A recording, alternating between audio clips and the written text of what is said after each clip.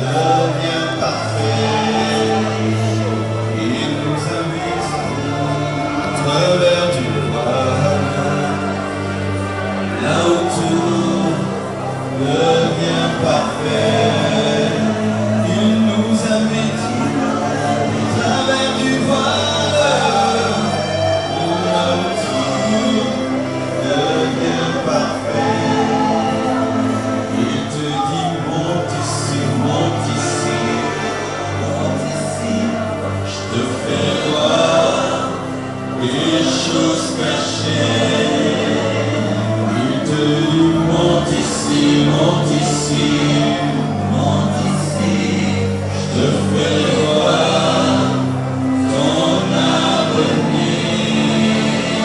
Il te dit monte ici, monte ici, monte ici. Je te fais voir des choses cachées. Monte ici, monte ici, monte ici, monte ici, monte ici. Je te fais voir ton avenir. Acte 10, verset 38. Acte 10, verset 38. Josué va m'accompagner, vous savez. Vous savez comment Dieu a oint du Saint-Esprit et de force Jésus de Nazareth, qui allait de lieu en lieu, faisant du bien et guérissant tous ceux qui étaient sous l'empire du diable, car Dieu était avec lui. Vous savez comment Dieu a oint du Saint-Esprit et de force Jésus de Nazareth, qui allait de lieu en lieu, faisant du bien et guérissant tous ceux qui étaient sous l'empire du diable, car Dieu était avec lui. Dieu Tout-Puissant, au nom de Jésus, je me tiens devant toi et je demande que cette parole s'accomplisse au milieu de nous. Nous voulons expérimenter ce verset. Nous voulons expérimenter cette écriture. Je prie, Père, que ce soir, tu accompagnes ta parole des signes, des prodiges et des miracles. Je prie que tu guérisses les malades, que tu délivres les prisonniers, que tu puisses accorder à tes serviteurs l'onction du Saint-Esprit pour influencer cette génération. Je prie que tu donnes à chacun d'eux l'entendement spirituel pour comprendre ces choses. Je prie que je sois un instrument, que tu oins, que tu utilises ce soir à ta manière, que ton règne vienne, que ta volonté soit faite. Au nom de Jésus. Au nom de Jésus. Je m'abandonne. Est-ce qu'il y a ce soir des personnes malades? Qui est malade? Qui est encore? Asseyez-vous ici. Les personnes malades. Approchez-vous devant, s'il vous plaît, vous qui êtes derrière, faisons un bloc commun. Il y a des choses là. Faites ce que je dis. Faites-le. Asseyez-vous là.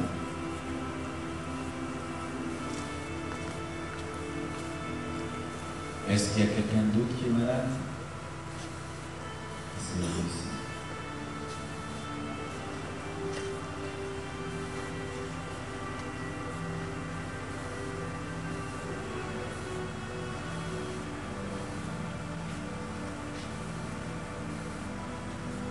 Pendant que je serai en train de prêcher, Dieu peut vous guérir. Et si pendant que je prêche, tu es guéri, vraiment guéri, tu quittes ta place, tu te mets seulement là, au début du message, au milieu ou à la fin. Et si pendant que je prêche, tu n'es pas guéri, nous allons prier avec imposition de main, avec l'huile d'olive. Je crois qu'aucune maladie ne peut résister à la puissance que Dieu va déverser ce soir en ce lieu. Quel que soit le nom de vos maladies, ayez la foi, ayez la soif, et Dieu va vous guérir ce soir.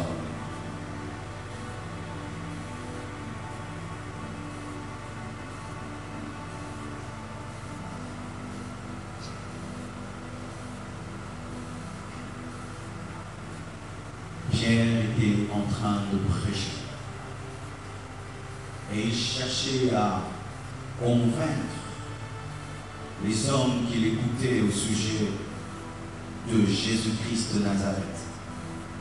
C'est alors qu'il a dit, vous savez comment est-ce que Dieu a oint du Saint-Esprit et de force Jésus-Christ de Nazareth, qui allait de lieu en lieu faisant du bien, guérissant ceux qui étaient sous l'emprise du diable, car Dieu était avec lui. Si Pierre n'avait pas terminé ce récit sans dire car Dieu était avec lui, il n'allait pas résumer le ministère de Jésus. La force du ministère de Jésus-Christ provenait du simple fait que Dieu était avec lui. Dieu était avec lui. C'est pourquoi il a guéri les malades, il a délivré les prisonniers. Dieu était avec lui. C'est pourquoi il est ressuscité d'entre les morts. Dieu était avec lui. C'est pourquoi jamais Jésus-Christ une seule fois n'a échoué. Parce que Dieu était avec lui. Cette simple parole révèle une chose, que Jésus-Christ vivait dans l'intimité avec Dieu. Il vivait dans l'amitié avec le Père. Il vivait dans la présence du Père.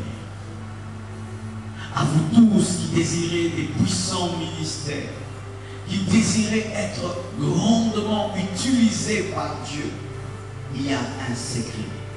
Que Dieu soit avec toi. Que Dieu soit avec toi. S'il est avec toi, tu réussiras. Parce que Dieu était avec lui. Mais écoutez ceci. Il y a deux dimensions dans la présence de Dieu ou même dans l'onction. Elle dit que Dieu était avec lui. Et au départ, on dit Dieu l'avait oint du Saint-Esprit et de force.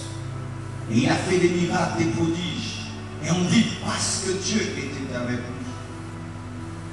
On termine le verset avec la présence.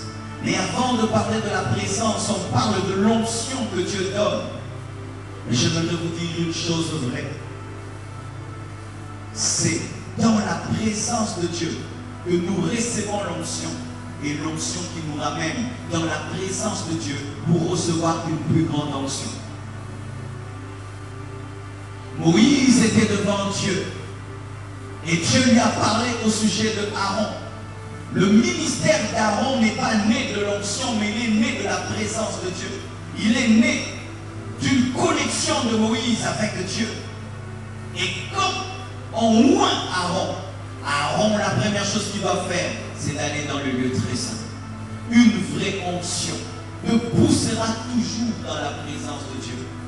Et une vraie présence de Dieu te oindra encore pour que tu sortes et que tu agisses au nom de celui qui t'a oint.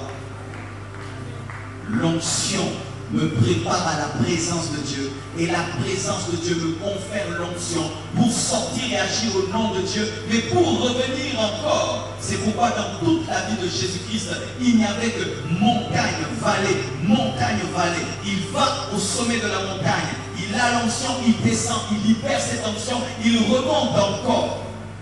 Lorsque on a oint Esther, c'était pour la préparer à la présence du roi.